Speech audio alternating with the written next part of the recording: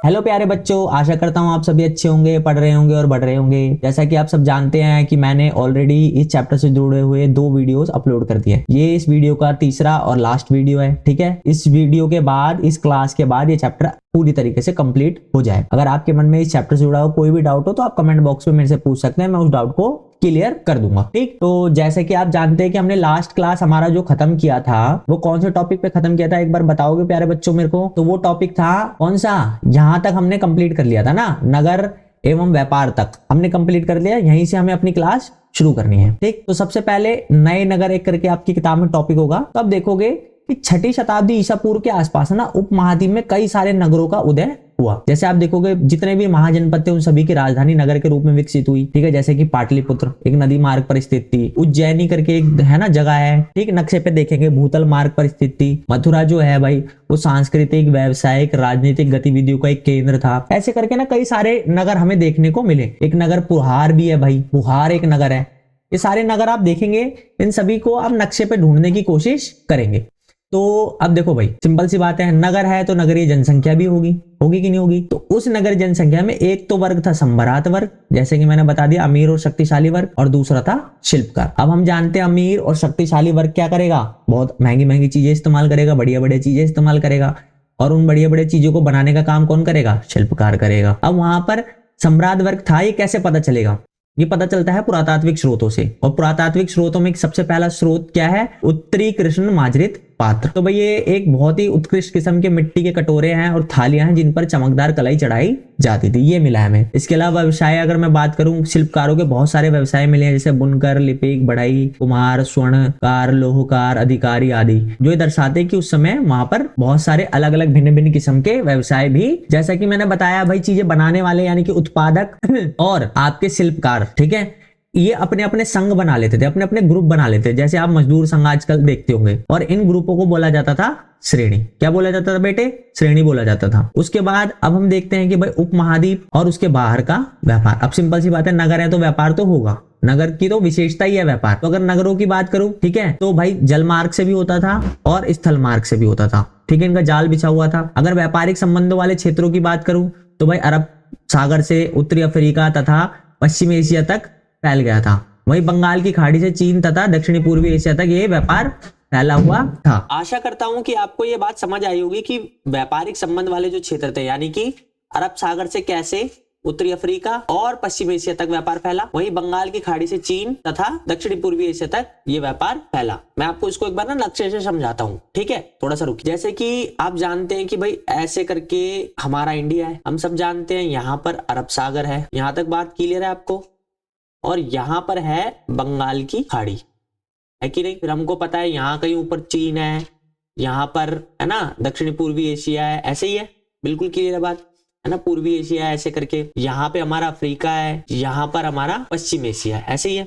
अरब सागर से तो हम अफ्रीका की ओर जा सकते हैं, ये हमारा अफ्रीका है मान लो, जा सकते हैं, और अरब सागर से होते हुए ही आप एशिया की ओर जा सकते हो, यानी कि पश्चिम एशिया जा सकते हो, बिल्कुल जा सकते हो। आप कहोगे समुद्र यानी कि जो अरब सागर है उससे होते हुए।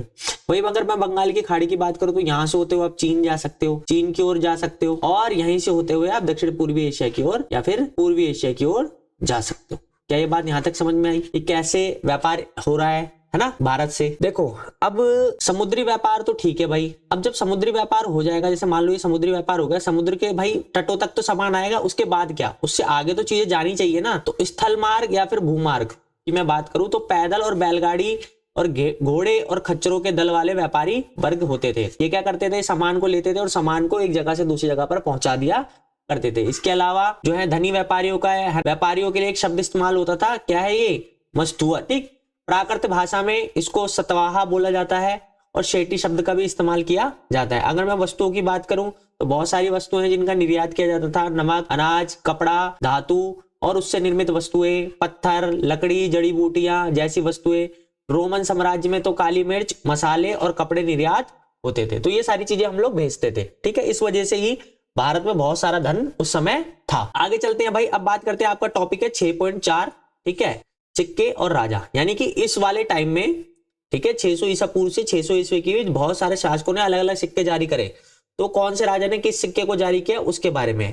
तो चांदी और तांबे के भाई आहत सिक्के होते थे। आहत सिक्के मतलब मान लो कोई धातु है, उसको पीट पीट कर सिक्कों का रूप दे दिया, जैसे कि ये देखो, ठीक है, ये देखो दिख रहा है ना टेढ़ा मेढ़ा सा, ये देखो, ये दिख रहा है ना, ऐसे पीट पीट के बनाए गए। तो ऐसे सिक्के भाई जारी किए गए सबसे पहले, और ऐसा माना जाता है कि जो आहत सिक्के हैं सबसे पहले मौर्य शासकों ने जारी किए। इसने मौर्य शासकों। उसके बाद शासकों के नाम वाले और प्रतिमा वाले जो सिक्के हैं वो हिंद यूनानी शासकों ने जारी करे। किसने? हिंद यूनानी शासकों ने। जैसे देखो ये प्रतिमा बनी हुई है शासक की, ठीक है। उसके अलावा सोने के सर्वप्रथम सिक्के जो है कुषाणों ने जारी करे भाई। किसने जारी करे? कुषाणों ने।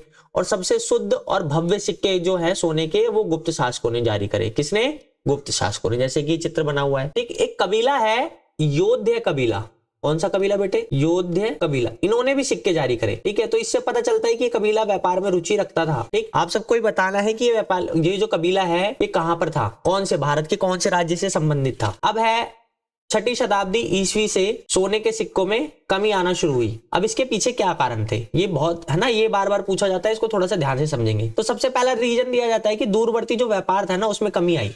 जैसा कि मैंने अभी आपको बताया कि बाहर दूसरे देशों तक व्यापार हो रहा है, वहां पर हमें सामान बेच रहे हैं और वहां से सोना चांदी भारत में आ रहा है। तो संभव है अगर वो व्यापार बंद हो जाएगा तो बाहर से सोना चांदी आना बंद हो जाएगा, और भारत से सोना चांदी बंद, बाहर से सोना चांदी बंद हो जाएगा आना, तो सिंपल सी बात है सोने के सिक्कों में हमें कमी देखने को मिलेगी ही मिलेगी। इसके अलावा हो सकता है कि नए विनिमय तंत्रों का उदय हो गया हो, यानी कि सोने के सिक्के की जगह किसी दूसरे है ना धातु के सिक्कों का महत्व बढ़ गया हो, ठीक। हो सकता है कि संग्रह कर ना रखे गया हो, जैसे कि हमें प्राप्त हो रहे हैं तो हमें कब प्राप्त, कैसे प्राप्त होंगे, जब वहां उस टाइम के लोगों ने सुरक्षित रखे हो सिक्के, संग्रह करके रखे हो। लेकिन अगर संग्रह करके सिक्के ना रखे हो तो सिंपल सी बात है हमें मिलेंगे नहीं। और ये भी हो सकता है कि उन सिक्कों से अन्य वस्तुएं बना ली गई हो, और वो बना ली हो, जैसे फॉर एग्जाम्पल क्या बना ली हो, मान लो उन्हीं सिक्कों को गलाकर कोई आभूषण बना लिया हो, कोई मूर्ति बना दी हो, ये भी संभव है, ठीक। तो इन सभी कारणों की वजह से हम देखते हैं कि 6ठी शताब्दी ईस्वी के आसपास सोने के सिक्कों में बहुत ज्यादा कमी देखने को मिलने लगी। तो अगले टॉपिक की ओर चलते हैं। अगला टॉपिक और आखिरी टॉपिक है आपका मूल बातें, यानी कि अभिलेख जो है ना, आपके अभिलेख समझते हो आप, कोई ठोस है उसके ऊपर उत्कीर्ण किया गया, कोई ठोस सतह है उस ठोस सतह पर उत्कीर्ण किया गया। जैसे कि देखो दिख रही है भाई, तामपत्र है, तांबे की है ना प्लेटें हैं, उनके ऊपर उत्कीर्ण किया गया है। एक ये अभिलेख देख पा रहे हो जैसे कि आप। तो इन सब का अर्थ कैसे निकाला जाता था, कैसे पता चलता था कि इन अभिलेखों में क्या लिखा हुआ है, तो इसको देखना है। ज्यादातर जो अभिलेख थे ना उस समय वो ब्राह्मी लिपि में थे या ख्रोष्टी लिपि में थे। प्राकृत में भी थे, संस्कृत में भी थे, पर उनकी संख्या बहुत कम थी। ज्यादातर अभिलेख ब्राह्मी और ख्रोष्टी लिपि में ही हमें देखने को मिले हैं। तो सभी आधुनिक भाषाओं का मूल जो है ऐसा माना जाता है कि ब्राह्मी लिपि है। तो शुरुआत में यूरोपीय विद्वानों ने भारतीय पंडितों की सहायता ली, ठीक। फिर क्या करा उन्होंने, पहले बंगाली को सीखा, देवनागरी को सीखा, उनका अध्ययन किया और उनकी तुलना प्राचीन शब्दों से की। और इसके बाद उन्होंने बताया कि भाई सभी आरंभिक अभिलेख जो है वो संस्कृत भाषा के हैं, जबकि वो प्राकृत भाषा के थे। फिर कई दशकों बाद विज्ञान की सहायता से जेम्स प्रिंसेप नाम के एक व्यक्ति थे, इन्होंने ब्राह्मी लिपि का अध्ययन किया। तो शुरुआत में जो यूरोपीय विद्वान थे वो असफल रहे और बाद में सफलता किसको प्राप्त हुई, जेम्स प्रिंसेप को, ठीक है। जेम्स प्रिंसेप को सफलता प्राप्त हुई। अच्छा एक बात और ध्यान रखेंगे, आपसे पूछेंगे अशोक के अभिलेखों का अध्ययन सबसे पहले किसने किया, तो वो व्यक्ति थे जेम्स प्रिंसेप। इसको ध्यान रखना है। ख्रोष्टी लिपि को पढ़ने के लिए ज्यादा मेहनत करनी नहीं पड़ी, ठीक है। ज्यादा कह सकते हैं कि ज्यादा परेशानियों का सामना नहीं करना पड़ा। इसके पीछे रीजन क्या है, क्योंकि हिंदी यूनानी शासक जो थे उन्होंने ख्रोष्टी लिपि में अभिलेखों को जारी किया, और यूनानी भाषा हम जानते हैं अंग्रेजी से मिलती जुलती है, तो जो समय के यूरोपीय थे उनको बहुत सरलता हुई, इसको पढ़ने में ज्यादा समस्याओं का सामना उन्हें करना नहीं पड़ा। उसके बाद है अभिलेख साक्ष्यों की सीमा। अब देखो अभिलेख साक्ष्यों की सीमा मतलब जो हमारे अभिलेख है ना, इनका इतिहासकार स्रोतों के रूप में इस्तेमाल करते हैं, और जब वो स्रोतों के रूप में इनका इस्तेमाल करते हैं तो उन्हें बहुत सारी समस्याओं का सामना करना पड़ता है। तो इन अभिलेखों का इस्तेमाल करते समय बहुत सारी लिमिटेशन होती है, उन बातों को ध्यान में रखकर ही हमें क्या करना पड़ता है, अभिलेख साक्ष्यों का इस्तेमाल करना पड़ता है। स्रोत क्या होते हैं, साक्ष्य क्या होते हैं, ये मैं ऑलरेडी बता चुका हूं, बार बार नहीं बताऊंगा मैं यहाँ पर। अक्षरों का हल्के ढंग से उत्कीर्ण होना पहला कारण है या पहली सीमा है जिसको ध्यान में रखकर हमें अभिलेख साक्ष्यों का इस्तेमाल करना चाहिए। मतलब जैसे फॉर एग्जांपल हमें एक अभिलेख मिला और वो अभिलेख ना बहुत हल्के ढंग से लिखा हुआ और हम समझ नहीं पा रहे उस पर क्या लिखा हुआ है, तो दिक्कत होगी कि नहीं होगी पढ़ने में। हो सकता है कि हम कुछ और समझ ले उसको पढ़कर और लिखा कुछ और हो। उसके अलावा अभिलेख बहुत सारे नष्ट हो गए हैं भाई, बहुत सारे अक्षर जो है लुप्त हो गए हैं, ठीक है, अभिलेखों के ऊपर से।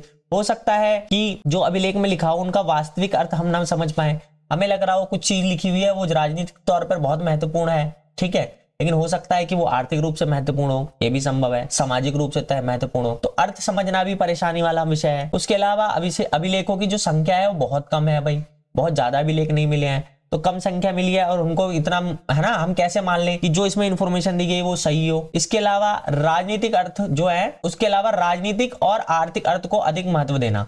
देखो अभिलेख का जब हम अध्ययन करते हैं तो हम ना अध्ययन करते समय राजनीतिक और आर्थिक जो है ना अभिलेख जिनसे जुड़े हुए, जिन जो विषयों से जुड़े हुए जो अभिलेख हैं उनको ज्यादा महत्व देते हैं, बाकी चीजों पर उतना महत्व नहीं देते। ठीक है प्यारे बच्चों, आज की क्लास को हम यही खत्म करते हैं। ये आपका आखिरी क्लास था, ठीक है, इस चैप्टर से जुड़ा हुआ है जो आपका दूसरा चैप्टर है। आशा करता हूं आपने इस वीडियो से बहुत कुछ सीखा होगा। तो हमारे इस वीडियो को, इस क्लास को लाइक कीजिए, हमारे चैनल को सब्सक्राइब कीजिए और अपने दोस्तों के साथ ज्यादा से ज्यादा शेयर कीजिए। ठीक है, तब तक के लिए पढ़ते रहिए, बढ़ते रहिए। Thank you so much.